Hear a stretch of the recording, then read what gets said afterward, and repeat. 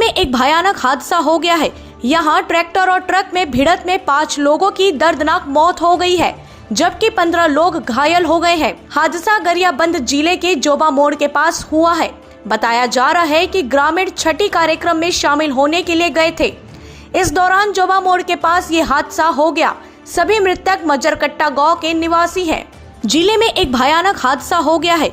यहाँ ट्रैक्टर और ट्रक में भिड़ंत में 5 लोगों की दर्दनाक मौत हो गई है, जबकि 15 लोग घायल हो गए हैं। हादसा गरियाबंद जिले के जोबा मोड़ के पास हुआ है।